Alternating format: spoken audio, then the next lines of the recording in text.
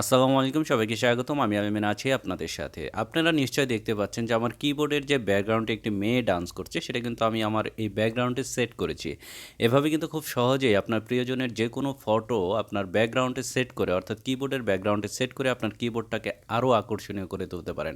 তো সেটা আপনারা কিভাবে করবেন সেটাই আমি আপনাদেরকে এখন দেখাবো। এটাকে জাস্ট মিনিমাইজ করছি। মিনিমাইজ করে জাস্ট আমরা এখান থেকে প্লে স্টোরে চলে যাব। তো আমি এখানে প্লে স্টোরে ক্লিক করছি। প্লে স্টোরটি ওপেন হওয়ার পর এখানে আমাদের সার্চ করতে হবে মাই ফটো ডায়াগার। আমি যেহেতু আগেই সার্চ করেছি, দেখুন আমার এখানে কিন্তু লেখা রয়েছে। আপনারা এটা রেখে জাস্ট এখানে ক্লিক করবেন। এখানে ক্লিক করার পর এই লোগো দেখে আপনারা এটাকে ইনস্টল করে নেবেন, এবং কি আপনারা যদি ইনস্টল করে না থাকেন সেক্ষেত্রে কিন্তু আপনাদের এখানে ইনস্টল লেখা শব্দ থাকবে বা ইনস্টল লেখা থাকবে। আমি যেহেতু আগে ইনস্টল করেছি সেহেতু এখানে ওপেন লেখা রয়েছে। আমরা জাস্ট এখানে ওপেনে ক্লিক করব। ওপেনে ক্লিক করার পর এখানে গো টু সেটিংস যে অপশন রয়েছে আমরা এটার মধ্যে ক্লিক করব। এখানে ক্লিক করার পর কাস্টম স্টাইল, এখানে আমরা আবার ক্লিক করব। এখানে ক্লিক করার পর এখানে যে ডায়াল প্যাড রয়েছে আমরা এখানে ক্লিক করব। এখানে ক্লিক করার পর এখানে যে ডিক্লাইন নামে যে একটি অপশন রয়েছে এখানে আমরা আবার ক্লিক করব। এখানে ক্লিক করার পর দেখুন এখানে লেখা রয়েছে স্লাইড টু অ্যান্সার, আমরা এটার মধ্যে ক্লিক করব। এখানে ক্লিক করার পর নিচে দেখুন লেখা রয়েছে ডবল ট্যাপ, আমরা এটার মধ্যে ক্লিক করব। তো এটার মধ্যে ডবল ক্লিক করার পর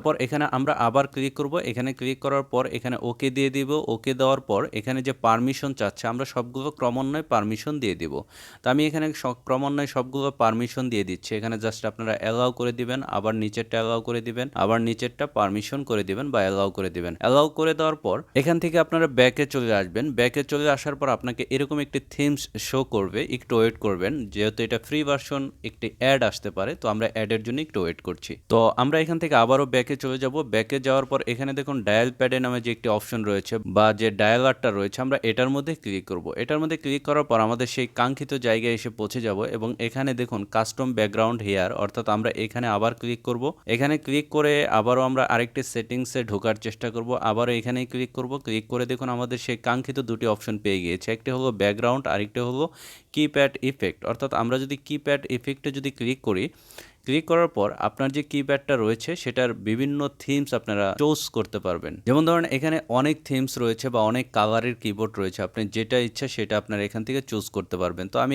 এখান থেকে কোনোটাই চুজ করছি না, যেমন আছে আমি তেমনই রাখছি। আমি এখান থেকে ব্যাকে চলে যাচ্ছি। ব্যাকে গিয়ে আমি আবারও সেই আইকনে ক্লিক করছি। আইকনে ক্লিক করার পর দেখুন এখানে একটা অপশন রয়েছে ব্যাকগ্রাউন্ড, অর্থাৎ আপনার কিবোর্ডের যে ব্যাকগ্রাউন্ড আমি আপনাদেরকে যেটা দেখিয়েছিলাম যে আপনারা কিভাবে ভিডিও বা ফটো অ্যাড করবেন, সেই ব্যাকগ্রাউন্ড আপনারা এখান থেকে চেঞ্জ করতে পারবেন। তো আমি এখানে ব্যাকগ্রাউন্ডে ক্লিক করছি। ব্যাকগ্রাউন্ডে ক্লিক করার পর দেখুন এখানে ব্যাকগ্রাউন্ডে কিন্তু অনেক ভিডিও রয়েছে। আপনারা এই ভিডিওগুলো কিন্তু যে কোনো ভিডিও আপনি সেট করতে পারবেন। আপনারা কিন্তু দেখেছেন যে আমি কিন্তু এই ব্যাকগ্রাউন্ডটা আমি সেট করেছিলাম, আমি আবারও সেট করছি। আর যেহেতু এটা ফ্রি ভার্সন একটা অ্যাড চলে আসতে পারে, তো আমি যখন ওখানে ক্লিক করলাম, ক্লিক করার পর এখানে অ্যাপ্লাই চলে আসবে। আমি জাস্ট অ্যাপ্লাইতে ক্লিক করে এটাকে আমি সেট করে নিলাম। দেখুন এখানে কিন্তু সাকসেসফুল অ্যাপ্লাইড, আমি জাস্ট ওকে করে দিলাম। তাহলে কিন্তু এই ভিডিওটা আমার কিপ্যাডে সেভ হয়ে গিয়েছে। তো আমি এখান থেকে ব্যাকে চলে যাচ্ছি। আমি কিন্তু শুরুতেই বলেছি এটা যেহেতু ফ্রি ভার্সন, ফ্রি অ্যাড কিছু আসতে পারে, তো আমরা দেখি যে আমাদের এটা কিপ্যাডে অ্যাড হয়েছে কিনা। দেখুন আমার কিন্তু এটা কিপ্যাডে অ্যাড হয়েছে।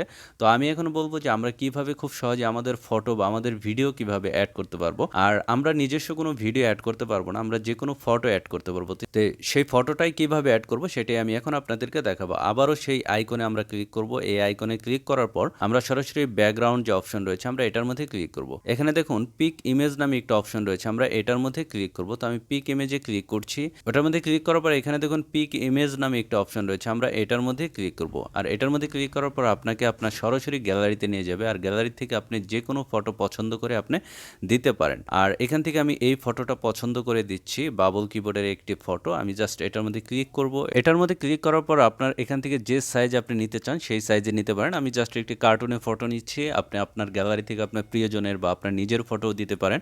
তো আমি এতটুক দিয়ে জাস্ট অ্যাপ্লাই যে অপশনটি রয়েছে এই অ্যাপ্লাই আমি এখন ক্লিক করে দিচ্ছি। অ্যাপ্লাই ক্লিক করে দেওয়ার পর কিন্তু আমার এটা অটোমেটিকলি এটা সেট হয়ে যাবে। দেখুন এখানে সাকসেসফুলি অ্যাপ্লাইড, জাস্ট এখান থেকে ওকে ক্লিক করে দেবো। ওকে ক্লিক করে দেওয়ার পর এই অ্যাডটা আমি এখান থেকে কেটে দিচ্ছি। কেটে দেওয়ার পর আমি এখান থেকে জাস্ট ব্যাকে চলে আসব, সব কিছু কেটে দেব। কেটে দেওয়ার পর দেখুন আমার যে ডায়াল প্যাড রয়েছে, আমি যদি আমার হোম স্ক্রিনে যাই, আমার নর্মালি কিন্তু ডায়াল প্যাডটা এখানে থাকে।